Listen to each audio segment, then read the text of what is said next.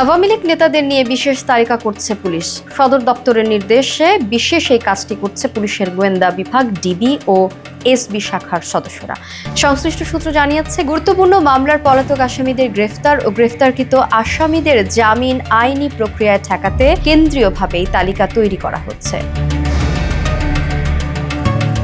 জুলাই আন্দোলনের পর দেশ জুড়ে নানা অভিযোগে মামলার সম্মুখীন হয়েছেন দেশের বিভিন্ন প্রান্তের আওয়ামী লীগ নেতাকর্মীরা। এসব মামলায় আবার অভিযুক্ত অনেকেই রয়েছে পলাতক, যাদের গ্রেফতার করতে পারছে না পুলিশ। আবার অনেকেই আদালত থেকে জামিনে মুক্ত হয়ে বাইরে চলে আসছেন। তাদের জামিন প্রতিরোধে প্রসিকিউশনের পক্ষ থেকে বিরোধিতা করার পরিকল্পনাও রয়েছে বলেই সংশ্লিষ্ট সূত্র জানিয়েছে। পুলিশের প্রক্রিয়াধীন এ তালিকার মাধ্যমে আওয়ামী লীগ ও সহযোগী সংগঠনের নেতাকর্মীদের বিরুদ্ধে হওয়া মামলা, জাতীয় পরিচয়পত্রের নম্বর ও মোবাইল ফোনের নম্বর থাকবে পুলিশের কাছে।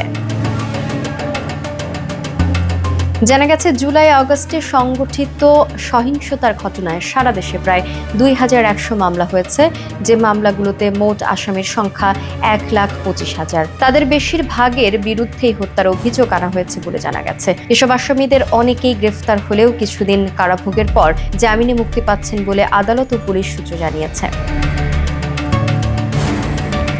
আদালত সংশ্লিষ্ট সূত্র জানাচ্ছে, স্থানীয় নেতাকর্মীদের পাশাপাশি শীর্ষ নেতাসহ হাসিনা সরকারের ঘনিষ্ঠ হিসেবে পরিচিত প্রভাবশালীরাও জামিনে মুক্তি পেয়েছেন, যার মধ্যে রয়েছে সাবেক হুইপ আসম ফিরোজ, সাবেক মন্ত্রী সাবের হোসেন চৌধুরী, সাবেক প্রতিমন্ত্রী মাহবুব আলী, যুবলীগের ভারপ্রাপ্ত সভাপতি আনোয়ারুল ইসলাম, যুবলীগের সাবেক প্রেসিডিয়াম সদস্য মুজিবুর রহমান, সাবেক এমপি গোলাম কিবরিয়া টিপু, শেখ হাসিনার বান্ধবী সাবেক এমপি জোবেদা খাতুন পারুলের মতো নাম।